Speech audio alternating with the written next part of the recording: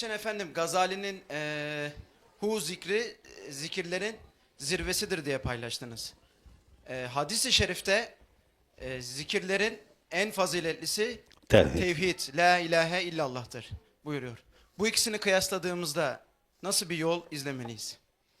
Bu zatların veyahut da bu nefis meratipleri yolunda yürürken veyahut da kalbi meratipler yolunda yürürken her dervişin, her sufinin kendince bir zirve yaptığı bir ismi şerif vardır.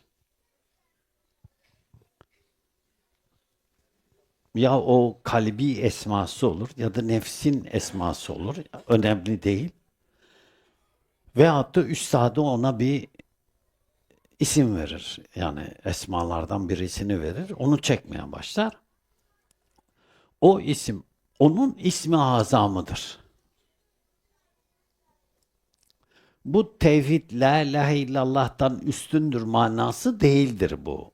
O şahsa münhasır bir haldir. Şahsa münhasır bir zikirdir. Gazali o esnada bu ismi şerefini hepsinin fevkinde, üstünde görmüş. Bu muhaldir.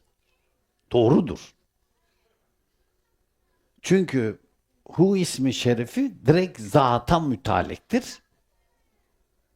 Zata mütalik olunca tevhidi de içine alır. Tevhid hu esmasını içine alır. Hu esması da tevhidi de içine alır. Çünkü zata mütaliktir. Böyle olunca normalde Gazali o esnada, o haldeyken onun için zirve ismi azam ismi hu esmasıdır. O der ki bütün sıfatların, zikirlerin zirvesi hu esması demiştir. Onun hakkıdır. Ama bu hadis-i şerife muhalefet noktasında değildir. Hani zikrin eftali la ilahe illallah'tır. Bu o hadis-i şerife muhalif bir şey olarak algılamayın. Tasavvufta, sufi öğretisinde mesela bir kimseye üstadı Allah esmasını çek dedi değil mi? Onun için ismi azam Allah'tır. O aklına geldikçe Allah, Allah, Allah, Allah, Allah, Allah, Allah, Allah, Allah'ı zikredecek. O esnada bir perde açıldı ona. O esnada o perde açılınca bir baktı ki mükavvenat komple zerreden küreye her perdede Allah ismi şerif var.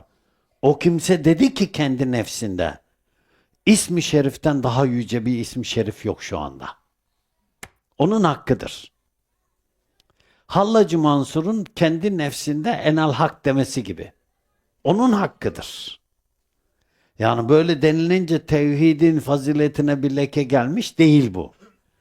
Hani ibadetlerin normalde zamanına göre faziletleri vardır. Vakit girdiğinde namaz faziletlidir. Vakit girdiğinde hac faziletlidir. Vakit girdiğinde oruç faziletlidir. Vakte göre bunların kendilerince Ramazan ayında deseniz ki en faziletli ibadet ne? Oruç. Desek ki günlük ibadetlerin içerisinde, vakitler içerisinde en faziletli ibadet ne? Namaz. Desek ki bunların hepsinin fevkinde olan ne? Allah'ı zikir. Hadiste sabit. Şimdi bu da onun gibi. O esnada o kimse hu ismi şerefini veya Hay ismi şerefini veya da Kayyum ismi şerefini veya Kahhar ismi şerefini, nefis meratiplerinin zikirleri çünkü bu. Onlar normalde o esnada onun ismi azamı olur bu. Bu tevhidi daha faziletsiz görmek değil.